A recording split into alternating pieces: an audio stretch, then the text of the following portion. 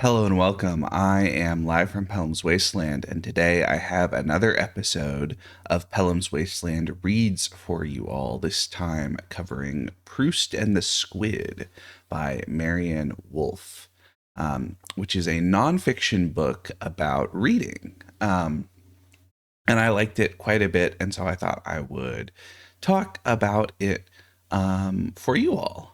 Kind of give a recommendation for this book. Maryanne Wolf is a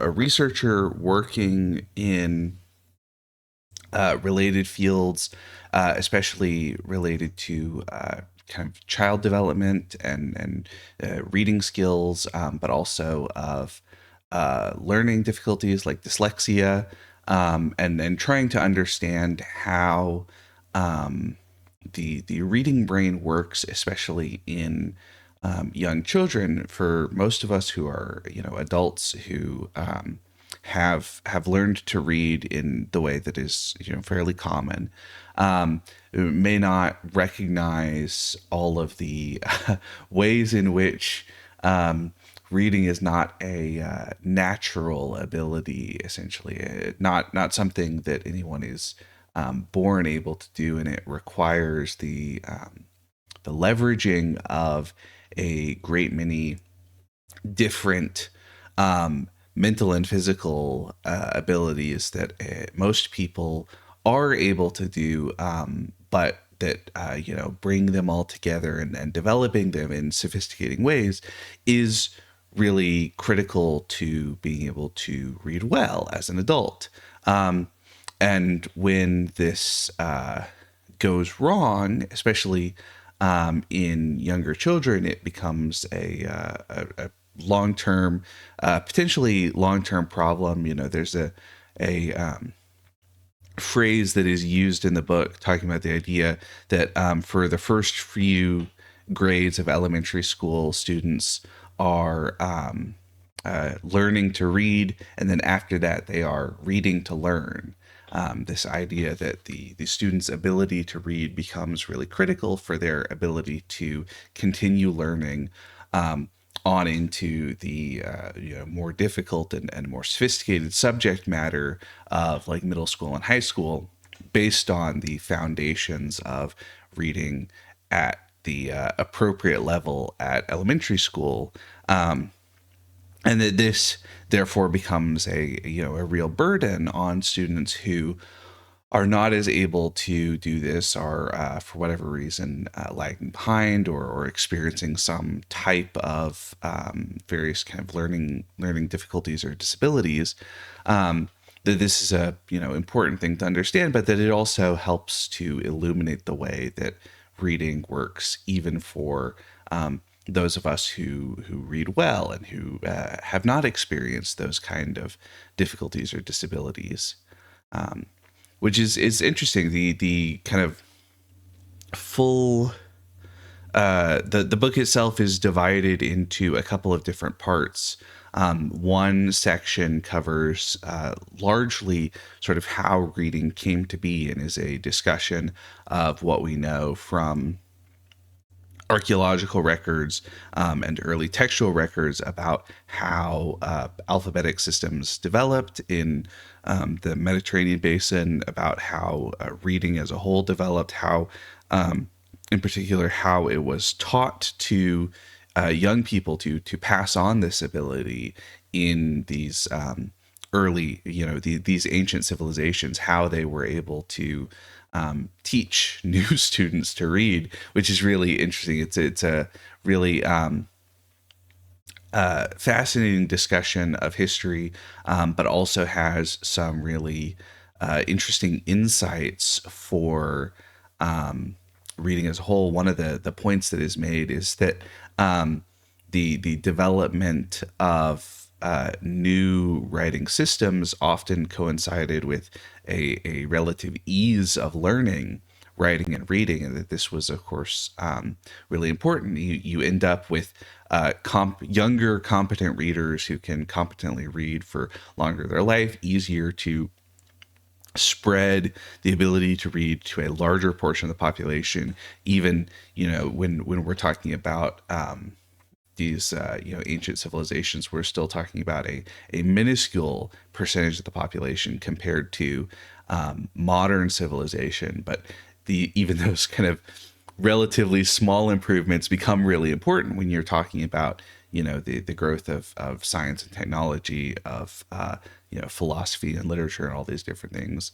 But also that this growth is sort of accompanied by a really interesting concerns. There's this sort of classically conservative concern about the transformation of a culture from an oral culture to a written one. And there's this discussion about Socrates in particular, his fears about basically the way that writing will change culture and society and all these things, and the growth of literacy as a transformative element in the world. And of course, this is interesting in particular because that is then written down by Plato, and then we have the kind of their development into Aristotle, who is seemingly much more open and interested in this idea of writing, composes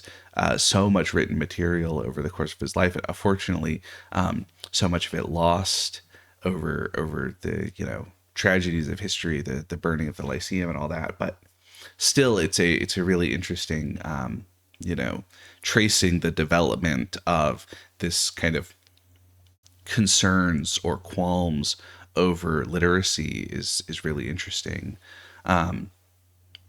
And there's another, Maryanne Wolf doesn't make the point, but even before Socrates, famously, Pythagoras didn't want his followers to write down anything, thought that basically that this Pythagorean philosophy, this system of belief and all that sort of stuff, could not be effectively communicated in writing, was too vulnerable to mistransmission or mutation when written down, required a trained teacher to be able to effectively communicate it to a new student, and so therefore wanted it to kind of only exist in this transmission from teacher to student, and then that student becoming a teacher for the next generation, which I mean, as a result, we basically know very little about Pythagoras himself or what his followers believed.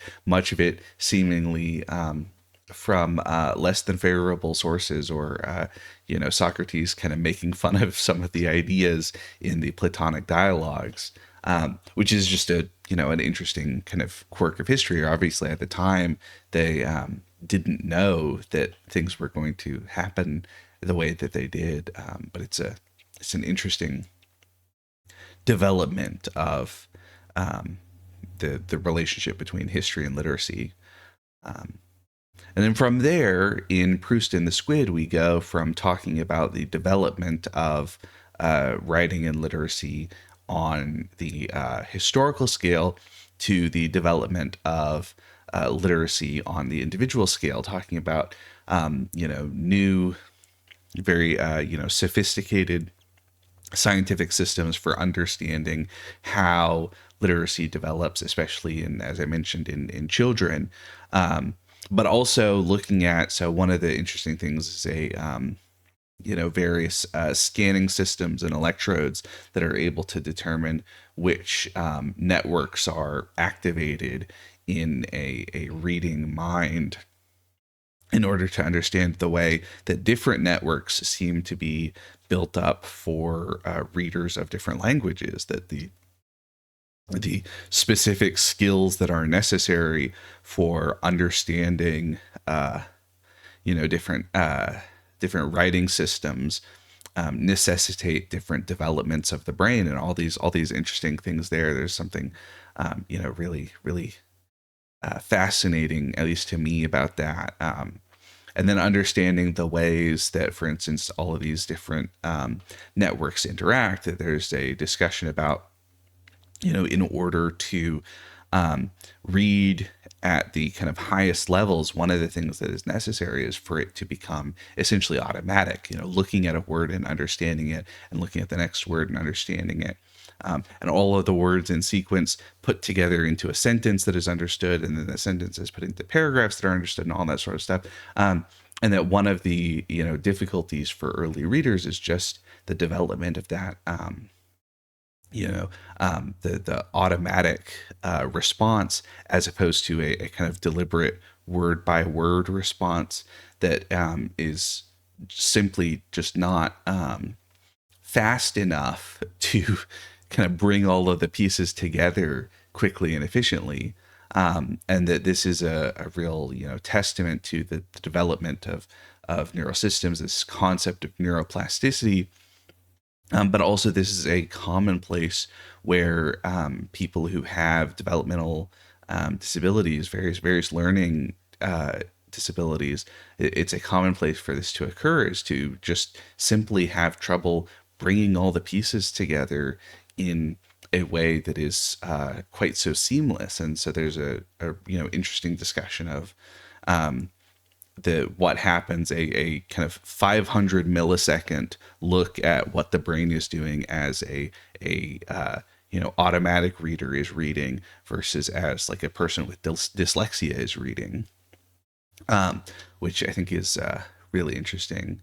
And then finally, there's, I think, a really a positive spin put on this discussion of dyslexia. Maryanne Wolf describes one of her children, her son, who is dyslexic but remarkably gifted with visual arts and all these different things. And she talks about this idea of essentially looking for people who are dyslexic but very successful in business or in the arts or in the history of science, all these things, and recognizing that the difference in the way that those the complex web of neurological functions that in a non-dyslexic person works one way and in a dyslexic person seems to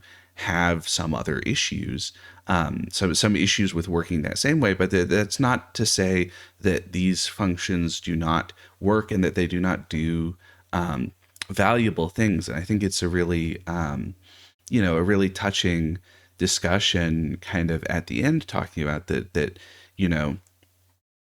we often, because of the emphasis on reading and reading well, perhaps underestimate the ways that the differences in people who have seemingly different abilities, different ways of thinking on a neurological level have a real positive value for all of us. All of this stuff, it's a very I think kind of a touching discussion of the idea of learning disability and neurodivergence, and the real recognition of the a defense of the validity and value of human experience that doesn't always mirror our own, but is worthy and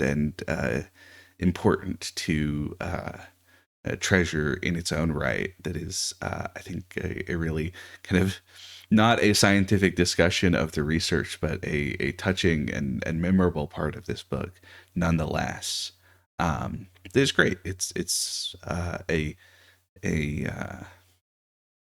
good note to end on, I will say, as kind of a non-narrative, but a piece of rhetoric in a sense, as a book is. So anyway, Proust and the Squid, it is quite good. I liked it a lot. If you are somebody who is kind of interested in reading a book about reading, this is one worth checking out, I would say. So that is going to be it for me for today. If you have any questions or comments, or if you've read Proust and the Squid and have something to say about it, feel free to leave a comment down below. Otherwise, I've been live from Pellam's Wasteland, and I will see you next time. Take care, everybody.